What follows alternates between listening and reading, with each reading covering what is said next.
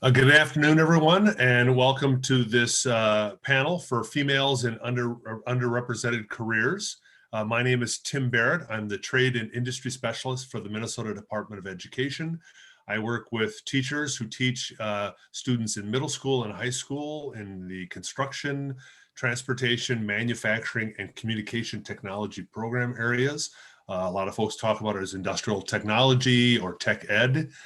And we're here today to hear from some really exciting panelists who are going to tell us a little bit about kind of their career path, how they got to where they are, and kind of give us some encouragement and some ideas about how to get involved in trade and industry, especially from what we'd call non-traditional populations.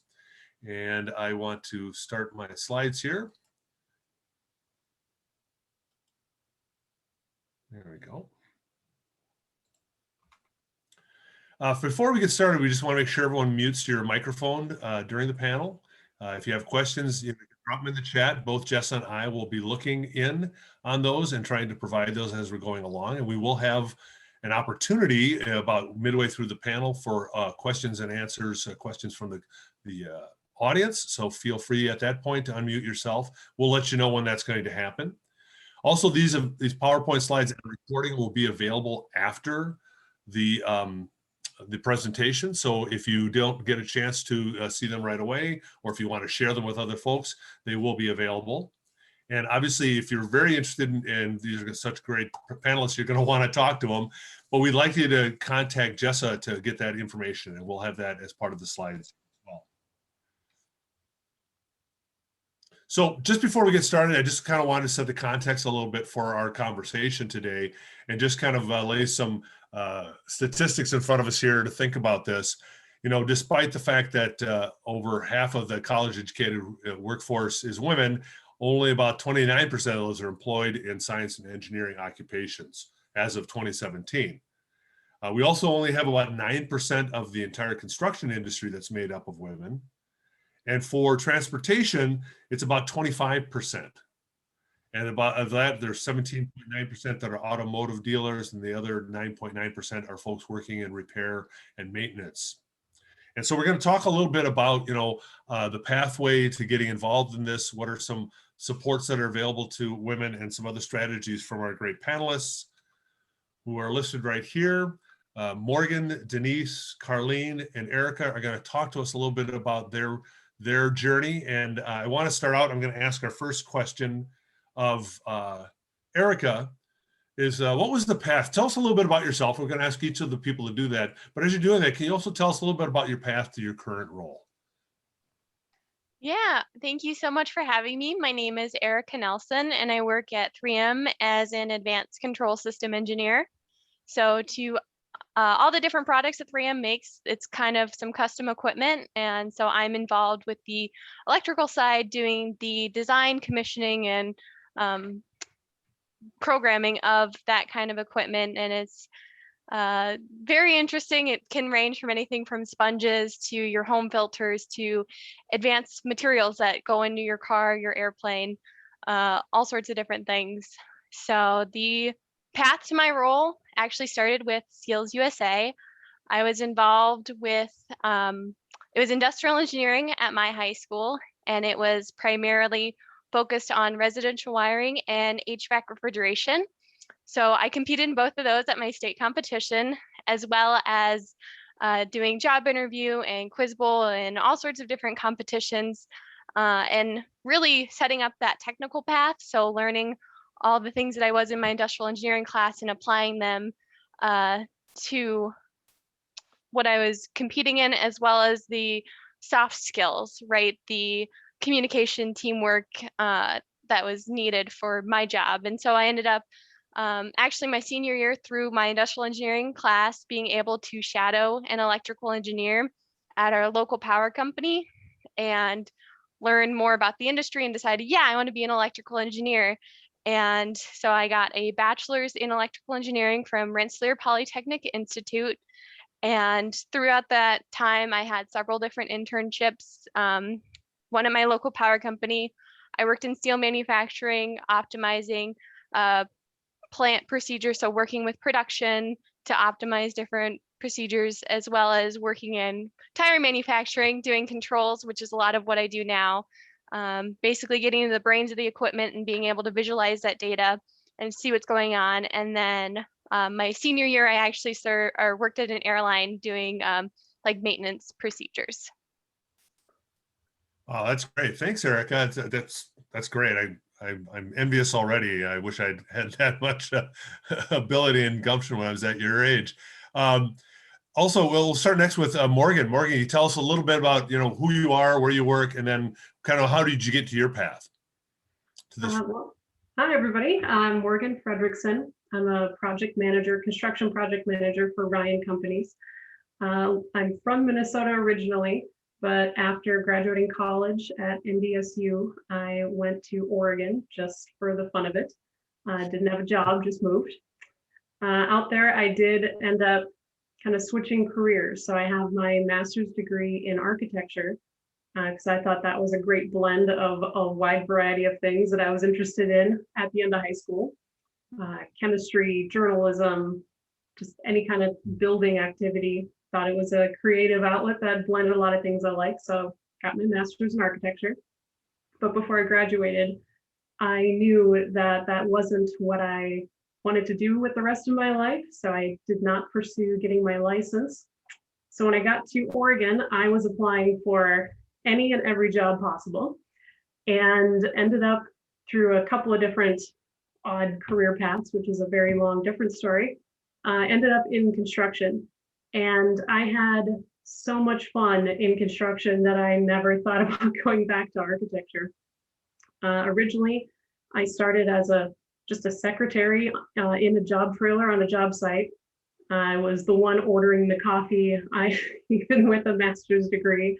Then in a couple of months, I was doing a few more activities, starting to get more involved with subcontractors, get more involved with the owners, take on more responsibility. By the end of my first project, I was a project engineer. And then a year and a half after that, I got more into project management. By the time I left Oregon and came back to Minnesota, I've been in a project manager role for several years and still am now. Now my focus is on senior living communities, ground up construction. I'm working with developers, owners, architects, engineers, a little bit of everybody. So it's a wide variety of work and was not what I was anticipating when I was graduating high school, but ended up being a great fit for me. Well, thank you, Morgan. That's great. Welcome back. We're glad to have you back here in Minnesota. Denise, I'm going to ask you to go next. Again, who you are, where you work, and then how did you get to where you are today? Okay, well, good afternoon, everybody. So my name is Denise McClanahan, and I get the privilege of leading a 900 team member, $275 million construction group. We have 15 offices in the United States, and we've got 3 offices in Canada. And in its most basic form, what I get the privilege of leading is a company that repairs underground pipelines and things associated with underground pipelines. So we have a product that's called Cured in Place. It's essentially a resin saturated lining tube that we'll install into a pipeline, and then we'll cure it with hot water or steam or ultraviolet light. And we essentially form a new pipeline inside of the old pipeline, and we give it another 50 years of life. So one of the things that I appreciate most about what I get to do is I feel like every day we make a difference. You know, I feel like that we restore the infrastructure that we need to make sure that we all have the utilities that we need, and we protect the environment as we do it. So it's one of my favorite things that I feel like I get to do every day. My path, so I was born and raised in Southern Indiana. I'm an Indiana girl and I never left. I travel all over the country and all over Canada, but I never left my Indiana roots. I was born and raised on my grandparents' farm. And when I was in 7th grade, I got to shadow my best friend's father for a day. And he was in charge of the maintenance department at a local facility. And he took me to breakfast, took me to show me what he did, and I was instantly hooked. He took me and he had plans on his table and he was writing specifications and he was directing work and he was doing things that were different. Every minute of his day was something different. So I was instantly hooked, and I went home to my grandmother And I said, Grandma, I finally figured out what I want to do. And again, I'm 7th grade. I said, Grandma, I'm going to be an engineer. And my grandmother, as serious as can be, looked at me and she said, honey, I don't understand why you want to drive a train for the rest of your life, but if that's what you want to do, go for it. And I said, well, Grandma, that's not quite it. But anyway, so hooked at 7th grade. I'm a Purdue grad. I'm wearing my black and gold for you all today. Went to Purdue, participated in the co-op program while I was there. So had the privilege of being on campus and off campus and getting some work experience along the way. I graduated in 1994. So if you do the math, I've been doing this for 27 years. My path started in the consulting engineering world. I got to do specs and plans and master planning. And to be quite honest, I got a little bit bored. So when the opportunity to transition to construction came in 2002, I instantly jumped, and I've been there ever since. So today I get to work with a company that's got a little bit of manufacturing, a little bit of design, a lot of field construction element, and I get to lead a ridiculously talented team. Oh, Denise, we lost you at the most important part. Your audio clipped out. But we're so glad to have you here. And if when we come back around, and maybe when you got a little more stable internet, we'll hear the end of that phrase. But thank you so much for being here, joining us. I guess we're all joining a long distance, but you are coming from the farthest away, it sounds like. So thank you so much for being with us. We have one other panelist that I want to introduce you to before we have a couple of questions here. Her name is Carlene, and Carlene, I'm going to have you tell us a little bit who you are, where you work, and how did you get to your role? Awesome. My name is Carlene Szymanski. I'm the service manager at Luther, Bloomington, Hyundai, and Genesis. So I've been there almost 3 years. I was with another group in the Twin Cities in automotive for 11 years. And I ended up doing this with no intention of doing this when I was in high school and college. I went to the U of M and Madison, and throughout my school breaks, my dad worked at a dealership and needed some help. So I started answering phone calls, breaks between college, and eventually I'd get home from a break and he'd ask me to try this new role. Can you help on the service drive and sell work? Can you do these extra tasks? And it kind of morphed into, when I went to the U, I had classes on 2 days a week for my biology degree. And I spent my other 3 days the week working at the dealership. So when I graduated, I had every intention of going to school to be a physician's assistant. And at that point, I was kind of sucked into the dealership life, the pace of it. I liked the environment and what I was doing. And I thought, I'm just going to see where this goes and put doing the PA program on hold for a year or two. And I have never done that. So here I am 15 years later, managing a service department. So great. Well, thank you. It's wonderful to hear all the different kinds of paths that you all took to getting to where you are. Some had them a little straighter and kind of knew where they were going right from the beginning, and other folks have kind of moved around a little bit. So there's a lot of different ways to get where you are today, and we appreciate you sharing that with us. And we're going to start out with our questions here. And just a reminder for those of you who might have joined us a little bit later, we are going to have an opportunity for you to ask some questions. So start thinking about if there's something in particular that you want to ask a question about. We're going to ask a couple of just general questions to start and get everything rolling, and then open it up to the audience. So keep that in mind as we're moving along.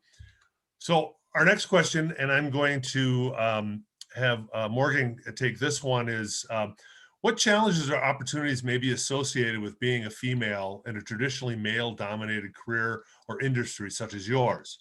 And what advice would you have in confronting the challenges or taking advantages of the opportunities? Certainly, a big question. So I'd say that there are ample challenges, but more so there are actually more opportunities than you might think for being a female or any kind of minority in a career path that is otherwise dominated by a different group. In general, I guess my advice would be look for those opportunities. Don't be too intimidated by what you think is a challenge, and prove every day that you're not there to fill a quota. You are there because you deserve that spot. You are there because of how hard you work and what you know.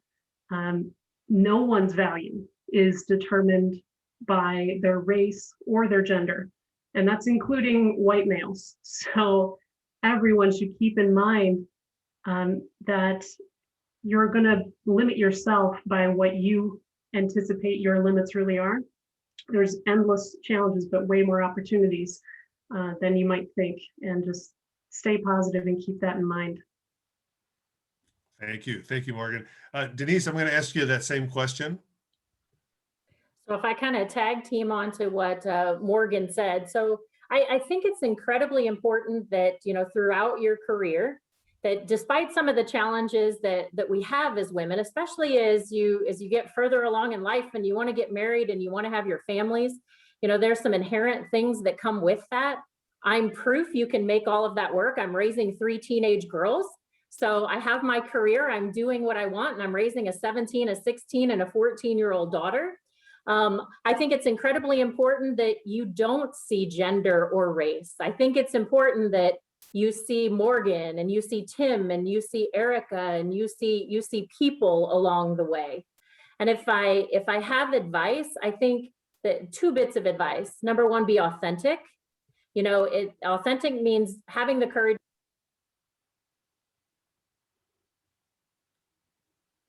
Oh, Denise, you clipped out again.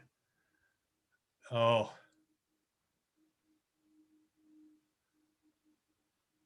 Oh. All right. Well, Denise, we're going to have to come back to you. I don't know if you can hear me. Oh, she's giving great advice and we're not being able to hear it. But I'm gonna come back to Denise and we'll figure that out. But Carlene, I wanted to ask you the question at this point, see if you have anything else you'd like to add, and then we'll see if we can get back to Denise before talking to Erica.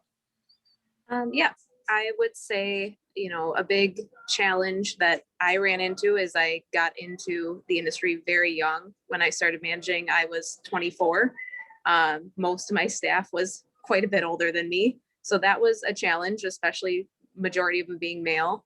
But I would say I've been very lucky, and I think it's becoming more and more so to have great upper management behind and supporting you when you do have those difficult things like managing people that are older than you, or, you know, being the only female in the service department. I've had really great support from my management. So definitely the support is more so there now. Panels like this, things like this that weren't there even 15 years ago. Great, thank you, Denise. We want to come back to you. You were having such a great comments. I don't want to lose that. Was there something you wanted to add to what you had given us there? No, that was it. Is Okay. my audio, am I having major issues? It seems to just cut me off. It just clipped you at one point right near the end of your comment. So I just want to make sure we came back and make sure we heard from you. But if something else comes up, we'll ask if there's a question from the audience. Maybe we can fill in a little bit more about that. But thank you. Okay. We'll keep going. Erica. Yeah, this is a great question. I think it is both a challenge and an opportunity to realize that you feel pretty visible being the only female in the room sometimes. So that industrial engineering class that I started out with, I was the only female. And I did that class for 4 years. I had so much experience underneath my belt, and it took me a while to realize that I didn't represent my whole gender, that like just because somebody thought something of me didn't mean that they should think that about the entire gender. So I put a lot of pressure on myself early on, and it's through support of different like networks and mentors, and really understanding that like you're not you don't represent your whole gender, and that sometimes there are things that will get said to you, and then you're left kind of like, I don't know whether that was a compliment or if you're just not, aware of how that sounds. So like at one point I was working somewhere and I was told, "You're the best female electrical engineer we've ever had." But the problem with that is I had a mentor who had taught me everything I had known at that point, who had just left the company because she didn't feel valued and she didn't feel she was given the same opportunities to be able to grow and lead. So, you hear a comment like that and you're like, oh, I'm supposed to take that as like a compliment. But like at the same time, you feel kind of like that's not the whole situation. So being able to recognize that and, share your story and let people know that like, oh, that makes me uncomfortable, right? Having the courage to be able to say like, yes, I know you mean it in this way, but this is how I took it. good advice. And then also, like I said, being able to lean on your network and realize that, there are people out there and that you can confide in about, situations that you've been put in. But it's definitely an opportunity because again, you're super visible. So if you're doing something great and you're, a go-getter on the team, then it's like pretty easy to say, oh, go talk to Erica. She's Erica, right? So. Right. Well, it's a great segue because we want to talk. Our next question is all about supports and networks, and kind of want to just be aware of them. And so, Denise, I'm going to start with you on this question. So, can you give us an idea of what supports or networks exist for young women looking to enter the industry? Okay, so there's so much support that's out there. And I think, Tim, you're going to share some information that shows some of the common support, where we can go to and some of the bigger things. But what I would encourage everyone is to look at the support outside of the box a little bit. So support starts at home with your family. So your mom's your biggest support, your dad's your biggest support. Don't be afraid to rely on them and continue to rely on them throughout your career. That support. Oh, Denise, I don't know what this is, but it cut out on you again. And that's great advice. I'm going to wait for a second to see if her audio comes back, because yeah, definitely. I think a lot of us forget that our parents actually know something. And so, I learned that the hard way as I got older and older, how bright my parents were, and they knew a lot about this stuff. So definitely they're a great place to support. Denise, did you have something else you wanted to add to that? Oh, she's still having a problem with her audio. Oh. We're going to get back to her, though. Denise, you got pearls of wisdom. We do not want to lose them. So we are definitely coming back to you. So remember that parents are the first thing. She's got other things to add to this, though.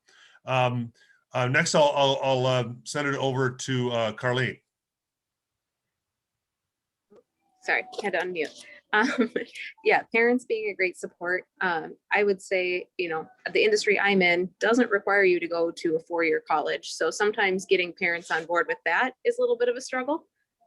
Luther's got some great programs that not just for women, but any students, high school and college. We sponsor tech students to work.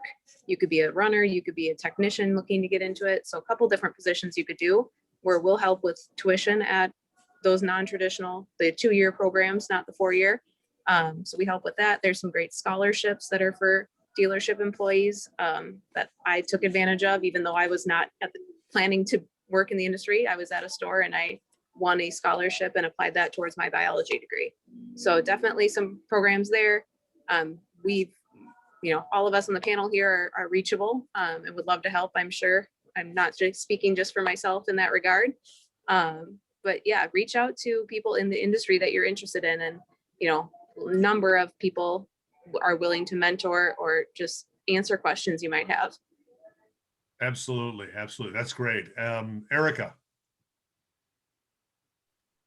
I'd say Skills USA was one of my first support networks that I've ever had. It was like the first club that I joined in high school, and it was honestly so great to be able to meet people from across the state and be able to make those connections and understand a little bit as to what each person's training and career field would look like and how that could apply to, what you want to do. And also being able to talk. So I remember I went to nationals one year, and I was working as a delegate, so representing the state. So I wasn't competing necessarily, but I was still, at national conference. And across the hallway, there was a group doing the engineering.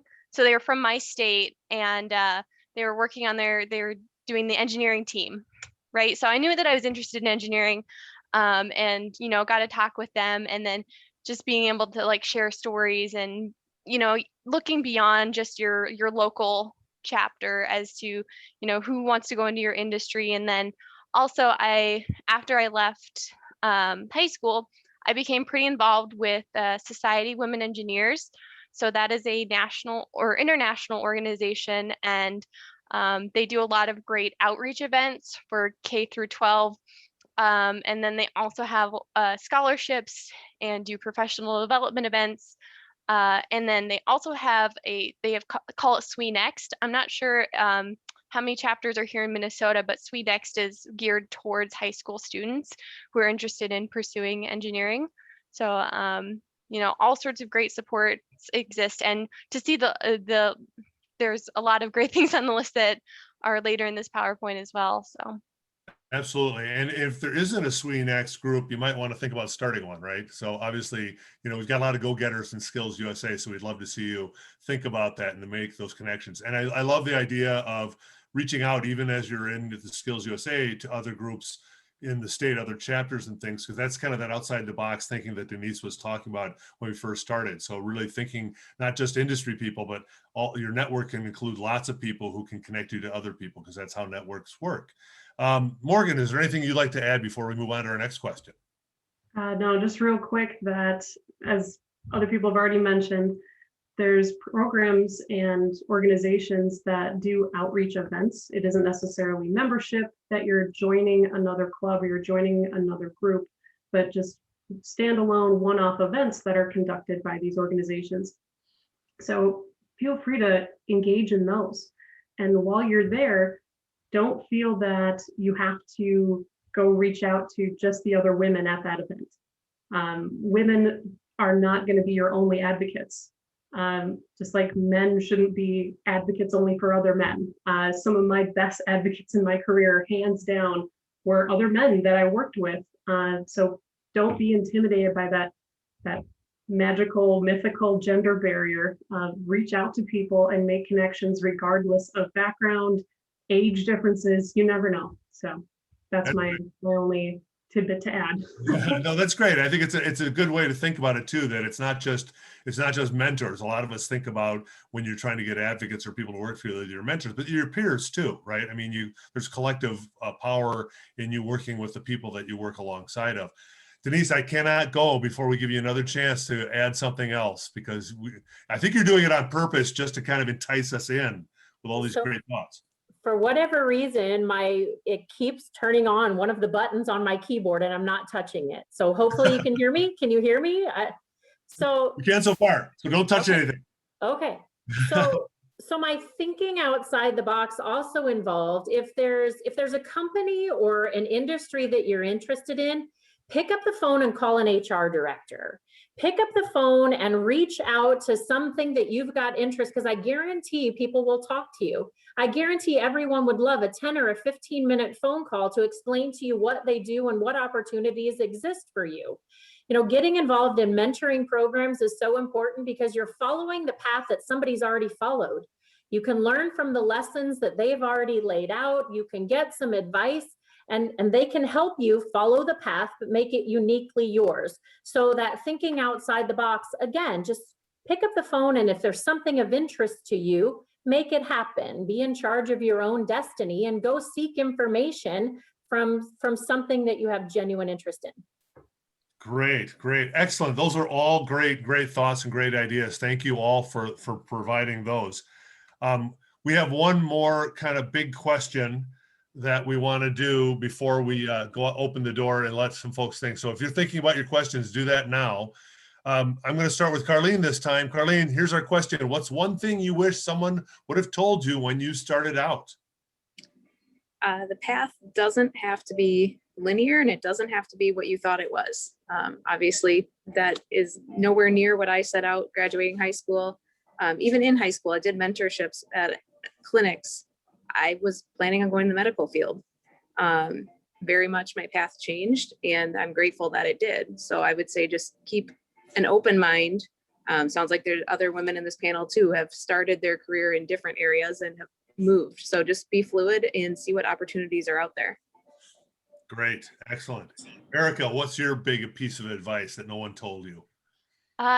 It is okay to be shy and introverted, but don't let that kind of limit your opportunities. So, putting yourself in situations where you're like, I still to this day, I sometimes public speaking is not what I enjoy, but I did a lot of that and then pushed myself. And I think it gives you a certain confidence to know that if you can be in uncomfortable situations and learn how to navigate them, that you can do it in the future, that you know how to handle yourself and know more about yourself, and really just trying to learn more, and having a diversity of experiences is good for that, right? Like I grew up in Washington State. I went to upstate New York for school.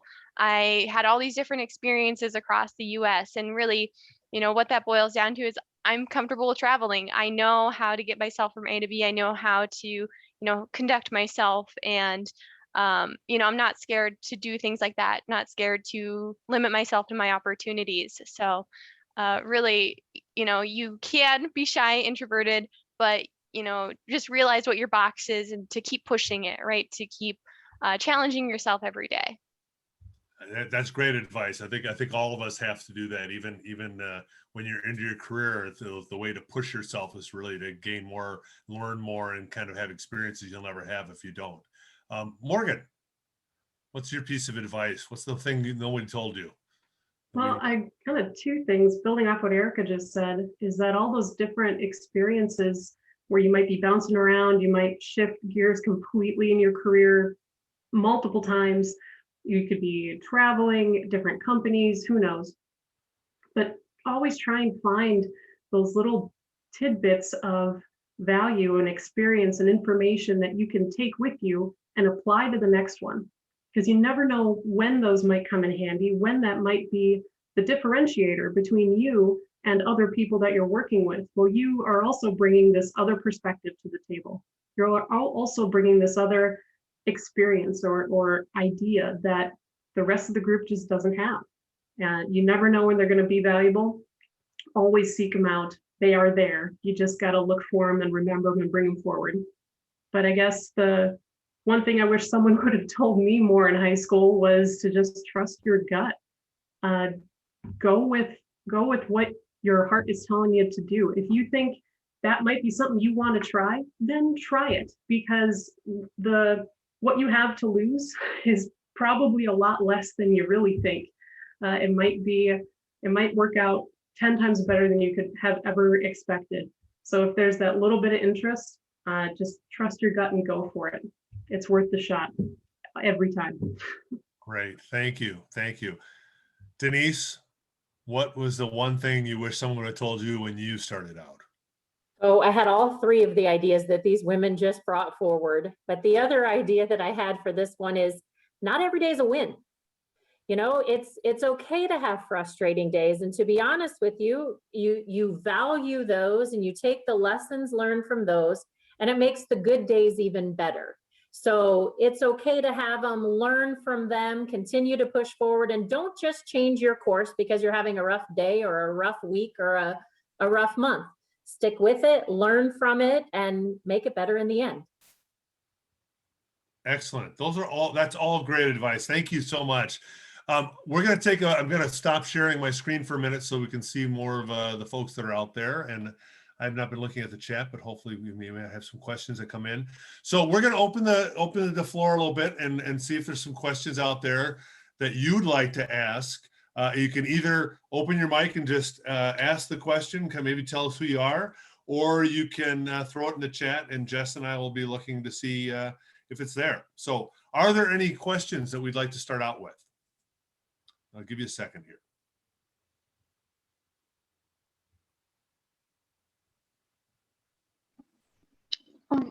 How often do you deal with the men telling you can't do your job as well because you're a woman, and how do you deal with that? I'll open that. Anyone want to take that one? Not often, and then turn around and do it better than them. Anyone else had that experience? How did you respond? I wouldn't say it's sometimes about them saying it out loud. And again, it could be the way that I interpreted the situation, but there's a lot of people who look at my age and my gender, and I feel like, don't think that I know that much about, electronics. But I've been doing this since I was 13, doing residential wiring systems, troubleshooting systems. Sometimes you get on a piece of equipment and right, you have to have your meter out, you have to be pulling wires, you have to be figuring out where things are. So when they see that, they're kind of surprised. Or when I was in high school, I was the most I spent 4 years in my industrial engineering class, and yet when people were new and they knew that I graded their book work, they'd go to other peers for advice, or helping for troubleshooting systems. And I was like, well, I know how to do that, but I'm not going to tell you, how to do it. If you're not going to ask me, right? You're not going to ask for my advice. And so I think it's about recognizing situations and knowing your own value and your own worth, and that like, you know how to do something, and to not have that imposter syndrome. If you were throwing out different things, you feel like you're not as good, but you are, and you know how to do your job. Great. I would add, yeah, that smart quality people will value and seek out other smart quality people. And if you are encountering men that are making comments like that, or truly express some sort of devaluing just because of your gender, then that's not really a high quality person that I would put a lot of value into them anyway. So keep that, as Erica was saying, keep your self-worth in mind and trust in your abilities. You deserve a place at that table. You know what you know, and just stay focused on you. That's just noise that person needs to deal with, because the valuable, smart people in the world don't care what your gender is. They'll figure it out. They'll value you based off your abilities. So just stay true to your path, and don't get distracted by the noise. It tell you a lot about the people you work with and the organization, right? So, absolutely. Great. Denise, did you have something you wanted to add? No, Morgan covered it very well. If you could hear me when my internet wasn't cutting out, one of the things I said was surround yourself with a good team. So when you're faced with that, you're working alongside people who have the same values as you, and people who are headed down the same direction that you're headed down. When you do that, you don't hear it. I haven't heard that comment since I was 10 years old, and my uncle told me I couldn't beat him. Push the button, push the button. Well, I'm glad we got that part in, Denise. We wanted to hear that about what circling back to our earlier question. So thank you for adding that. Carlene, as you're open, do you want to add something too? Yeah. Basically, it's kind of the same thing they said. Your work is going to speak for yourself. Your skills are going to speak for themselves. Early in my career walked into it. People knew my dad was in the industry, so I had that chip above me as well. Oh, she's only got this job because her dad works in corporate. My work speaks for itself. And that very quickly, the people that were saying those type of things, one, they weren't the type of people whose opinion I cared about, like Morgan said. And two, they learned very quickly that they were wrong. So. Great. Do we have another question? I've got one in the chat, but I want to see if there's someone else in the group here that has a question right yet. Okay, well, we'll ask this. Someone asked, what was the most difficult part of your journey? What was the most difficult thing that you had to deal with? They're thinking. That's not a short list. Trying to rank them is the hard part. No, everyone's journey is different, and something that's a struggle for one might not be a struggle for others. Getting to the point where I have confidence in myself that regardless of what it is that will be a struggle, I know there's going to be struggles. I've accepted that finally. Not trying to get through life without them. They're going to happen. Just accept it. But in my mind, I guess I have an approach now of we can figure it out. There is nothing that I can't get through from where I am today. Think of where I was and how far I got. So now from this position, there's nothing I can't figure out. So if I got through all that, from here on out, whatever comes can come. We'll work through it. We'll figure it out. Getting that mindset was a big struggle. There was a lot of tough lessons to be learned, and I hope for others that it comes quicker, because it's a great place once you get there, but it was a struggle figuring it out. I think that's good advice for everybody. That's not just for young ladies or young women. That's young men too need to understand that. We all struggle to deal with it, but thank you for offering that. And I think that's great advice. Someone else?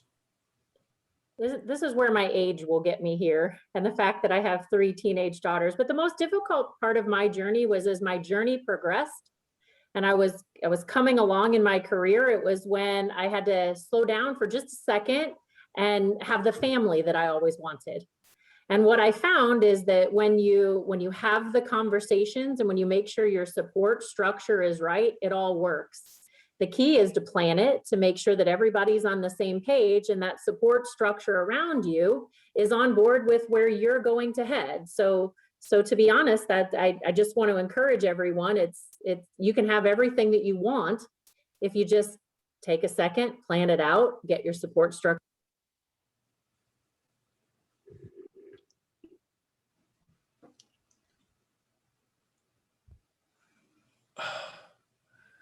We clipped out again. I'm gonna mail Denise a new keyboard. No, I know. Don't blame yourself, Denise. Do not blame yourself. I think she is enticing us though. She says all this great stuff and then all this, it's just wonderful stuff. So I feel bad about that. Erica or Carlene, looks like you're open. Sure. Kind of the combination of the two things they said. The hardest thing for me along the way was I left a company that I was with for over 10 years because I was at that point Denise was just talking about. I had very young kids, the work-life balance, and they weren't supporting me the way that I was envisioning things and needed for my outside of work life too. So it was really hard decision to make. I was very invested in the company and very involved, but ultimately making the decision to leave was probably the best thing I've ever done. I've got both now. I've got a great work-life balance and a team at my store and up in upper management that supports what I have envisioned for my career path as well as my personal life. So definitely what I've been hearing is you're not doing this alone, right? I think that seems to be correct. a part that you've all said in all the different questions that we've asked is you don't have to do it alone. You should really be looking for supports, and those supports are sometimes in expected places and unexpected places. So I think that's all good advice and all good things for all of us to think about, right? That a support might be in a place you don't expect to see it. Erica. I would say I struggled quite a bit in high school. I bounced around between a lot of different activities, and Skills USA just exposed me to so many different career paths that you could do. I was questioning, did I want to be an engineer? Or, a lot of people in my industrial engineering class just went to, or not just, they went into apprenticeship programs, and they were going to two-year technical schools. And, my little brother ended up becoming an HVAC technician from that program and having he was doing circles around his classmates in his technical program because he had that solid foundation and troubleshooting skills. But it's okay to maybe not have what you want figured out in high school. Try different things, and your hobbies are allowed to change. Your interests are allowed to change. You're allowed to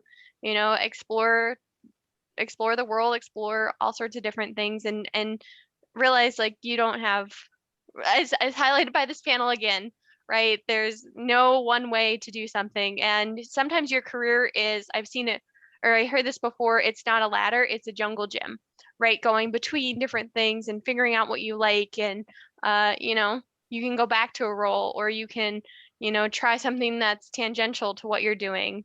And you really just have to experience it to kind of understand. A lot of being open. You all have kind of expressed and shown that you've been very open to opportunities and keeping your eyes open and your ears open and just being aware of the world around you, because that, like I said, things can happen. You just don't know where that'll take you, but it could be a great place. For the most part, it sounds like it's been a good adventure for everyone. Do we have another question out there that someone would like to ask?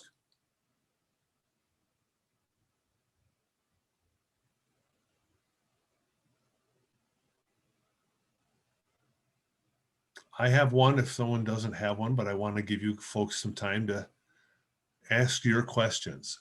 Think about it. We've got a little bit more time left before we finish up here. One I had was, what's your favorite thing to do at work? What's the thing that you kind of look forward to, or what? Maybe it's something unusual.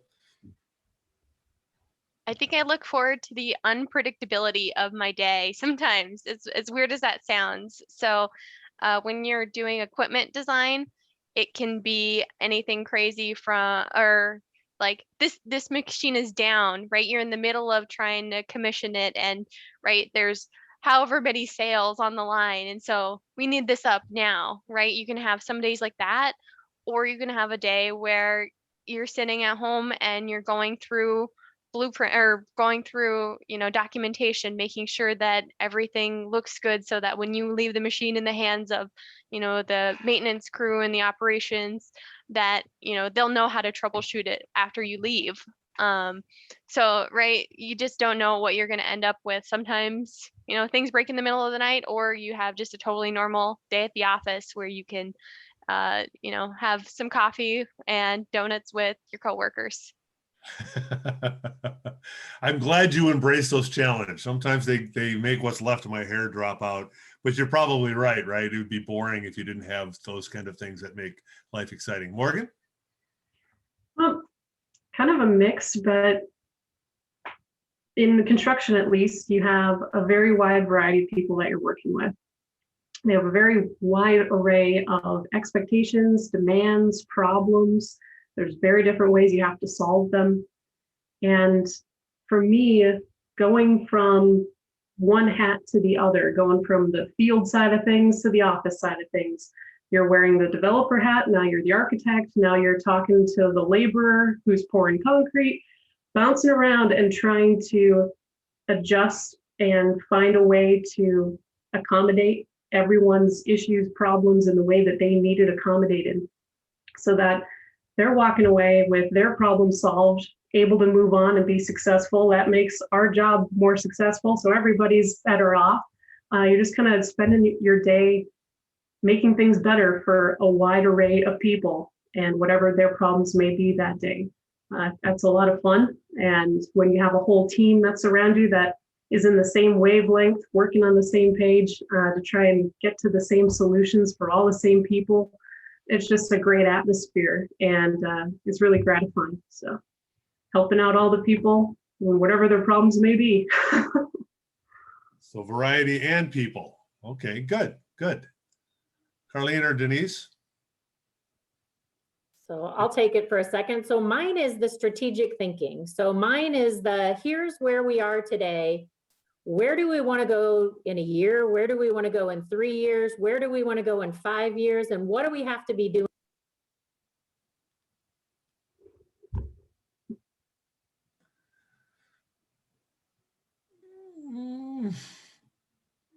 Oh, Denise, yes, it It's happened. almost like it's timing out, It is. right? It's like she gets the exact same amount of time. Yeah. Try it again, Denise. That's so All right, can you hear me now? Yes. Nope. We should time it. Okay, yeah, exactly. We should time it. So it's that strategic thinking. It's Yeah. taking where you are today and it's planning it out future and engaging the team to figure out how we all get there together. It excites people. It's the stuff that at the end of the day makes a difference and turns the company into something different 5 years from now. So for me, it's strategic thinking. And having impact too, it sounds like. I like that. I think you've all three kind of talked about that too, about having some impact on what's happening in the world that you're working in. So it's great. I mean, it all kind of comes together, but I love that you're all kind of focusing on different elements of it. Carlene, did you have anything you wanted to add? No, kind of the same stuff. I love interacting with customers. I love solving their problems.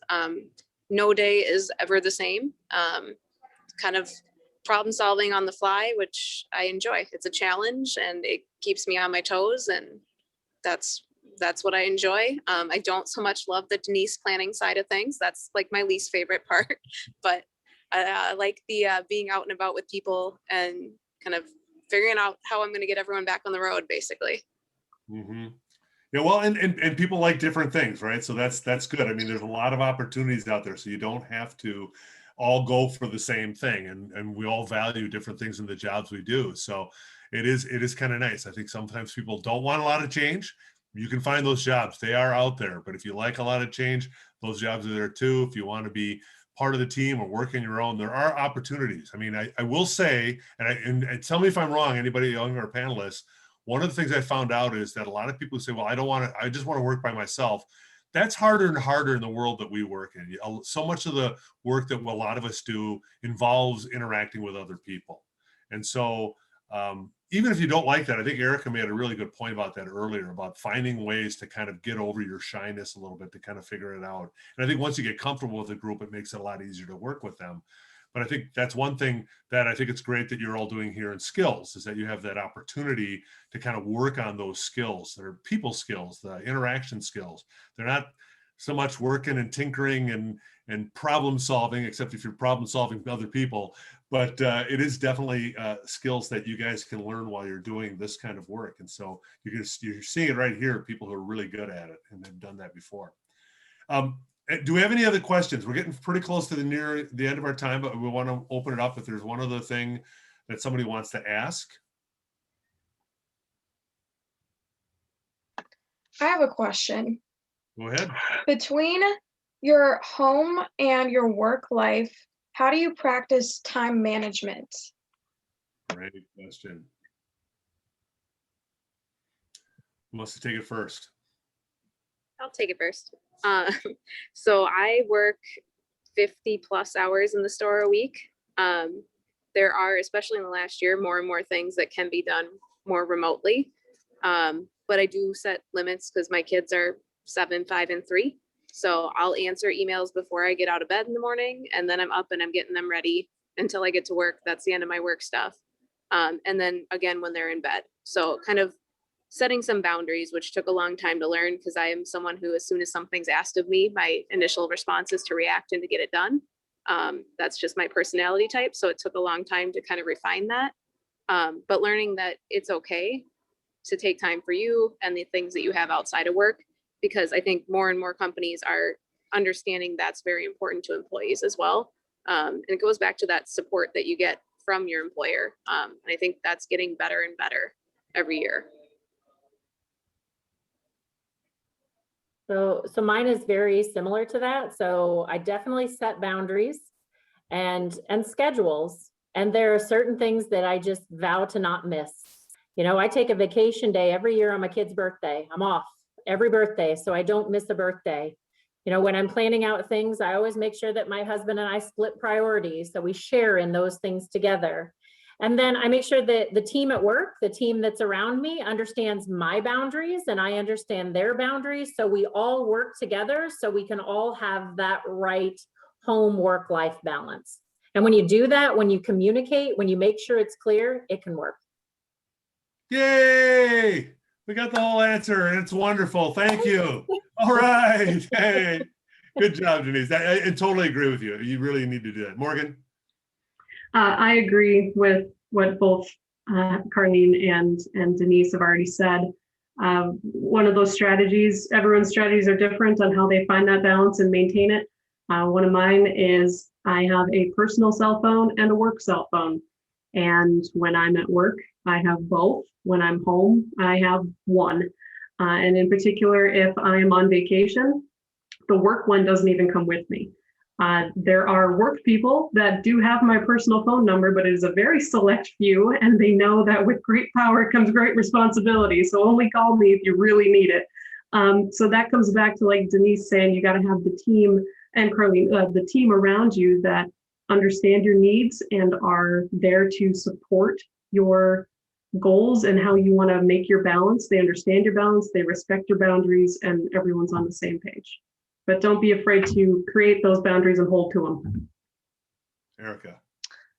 Is it bad to say I say Post-it notes? I use a lot of those to remind myself of tasks, or it's rather your sticky notes. So I wouldn't necessarily call myself the best time manager, or some of my organizational skills just kind of like exist in my brain. And so that was definitely an interesting transition when it came from in high school, right? I didn't have to study for anything. I was, didn't do very much homework. And then I ended up in a career field where I had to do a lot of self-teaching, and, there was a lot of time management that I had to learn how to do, to be able to teach myself that the advanced coursework for my degree. And so learning how to block out time, or scheduling certain things. So that you, like you said, to have certain times that you do things, or right, if you have trouble concentrating, sometimes what I do is I'll say, I'm going to spend, 15 minutes on this, and I'm going to stop, because then I won't be able to, like, that's what I can dedicate to this, and then I'll spend 5 minutes doing, something that is distracting, and then I'll go to do 15 minutes of this other thing, right? Kind of breaking up tasks to make it more manageable, and then planning those, I think, is good. Excellent, excellent. Thank you all. We have about 5 minutes left. And before we have a couple of quick slides about some of the support stuff that folks can look for, but I want to give each of our panelists an opportunity if they have any kind of final thoughts that they want to share with us. Your great secrets. Don't touch your keyboards while you're telling them to us, because I don't want it to be a mystery, anybody. So just tell us, any big thoughts or any final thoughts you want to share or leave with us before we wrap up. Anyone just can start. I'll use a phrase that a influential mentor had instilled in me for years. Garbage in, garbage out. So it goes for your career, your relationships, you name it. If you want to put in an average effort, you'll get an average outcome. But if you put in an above average effort, which I imagine everyone who has taken the step of joining Skills USA is already in the right position there. If you put in that extra effort, you set yourself up for the opportunity to have an above average extra life. And I think that's a great place to put yourself. Great. Anyone else? The little motto too. One of my mentors where I'm at now, one thing that he goes over with me quite a bit is the message that being clear is kind, and being unclear is unkind. So if I'm asking something of someone around me, I need to make sure I've defined what that something is specifically and being clear in my message, and the messages I receive. And it's prompted me to, when I've been given direction on things to work on or do differently, to actually ask my supervisors, hey, what do you mean by this? Or can you give me more details? Because the messages I was getting weren't as clear. So just making sure communication is open and as transparent as possible on both ends. Great. And I guess from my perspective, it's speak up. So you control where you're going. It's your responsibility to head down the path that you're destined to go. Speak up, make it known, have others know where you want to go. And when they know, they'll help you. So that's mine, speak up. Great. Erica? I would say lean on people around you and the organizations that you have, especially now in high school. You have advisors, you have peers, and those connections can lead you someplace that you never expected, and that you can really grow and do all sorts of different things. It doesn't have to be any one thing. Excellent advice all the way around. I'm glad we heard all of it too. That's just perfect stuff. I appreciate you all doing that. I have a couple of quick things to add before we wrap up. Let me just share my screen again. And moving forward here. So we have a number of support organizations that we want to share. And remember, I think Denise made a really good point early on that there are other things that you can be looking at, but these are organizations that specifically are built around helping to support women in the different fields that you may be interested in. So definitely take a look at them. You can go check their websites out now. Potentially, some of them will allow you to become members as you're either high school or more likely maybe if you're in a college or post-secondary situation. Others are doing outreach with high school students. So kind of look at both options because you want to see what might fit best with you. And you want to be aware of them because as you go into the field, they are going to be great supports, just like all of our panelists have mentioned before. In addition to that, we also want to mention, pardon me, some student scholarship opportunities that exist out there as well.